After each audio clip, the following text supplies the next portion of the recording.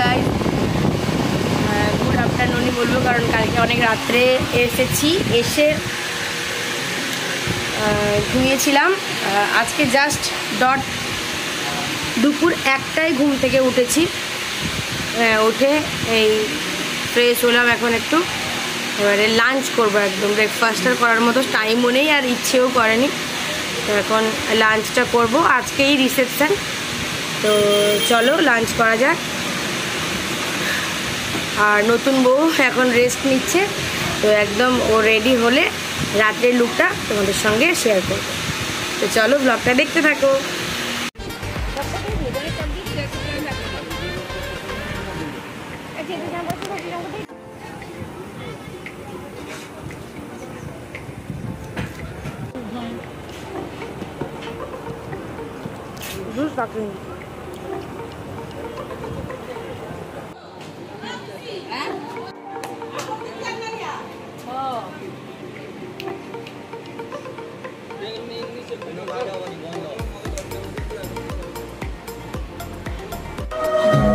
Reception look একদম ready, reception পার্টির জন্য তৈরি।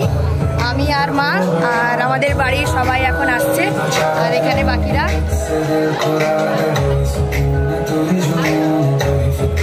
এখানে অলরেডি স্টল বসে গেছে, এখানে কফি, আর এখানে চিকেন পকোড়া, এখানে ফুচকা, বাইরে জুস।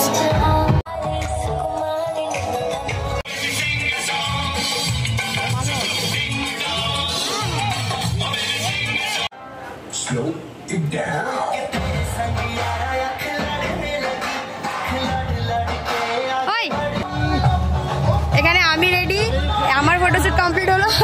এবার সিঁদুর চলছে, আর ব্রাইড এখনো এসে এখানে বসেনি, তার আগে আমরা ফটোশুট করে নিচ্ছি। ওর এখনো মেকআপ চলছে।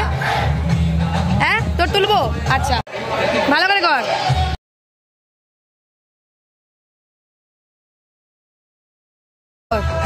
আয় বাবা, চল চিকেন পকোড়া খাবো, চল।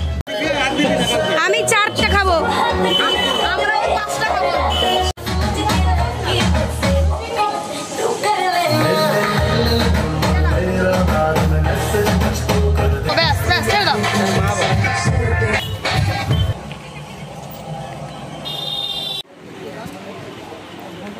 বল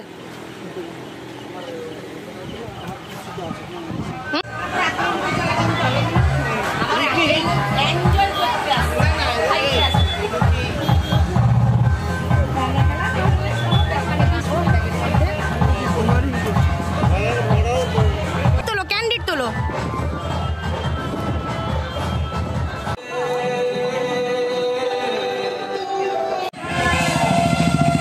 মাঙ্কু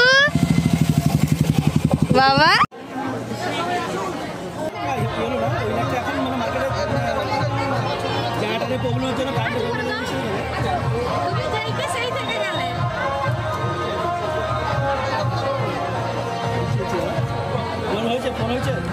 ফোন হয়েছে।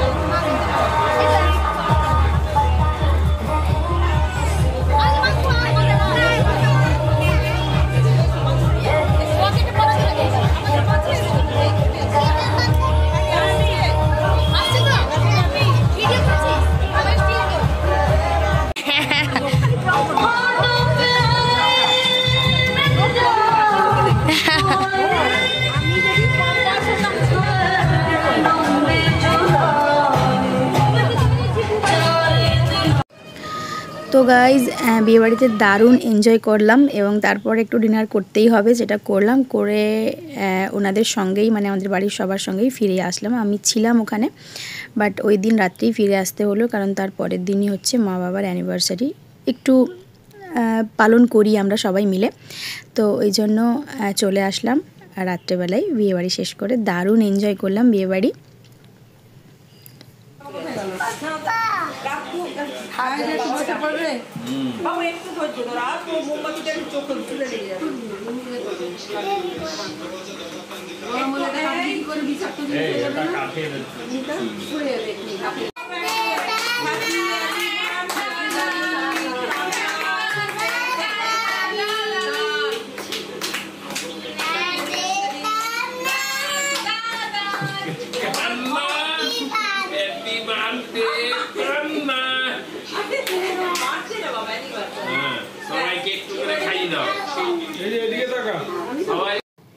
আর এই যে বানিয়েছি বাড়িতে বিরিয়ানি, আর বানিয়েছি একটু চিকেন চাপ, আর বাবা যেহেতু বিরিয়ানিটা খুব একটা ভালোবাসেন না, তাই কাশ্মীরি পোলাও বানিয়েছি।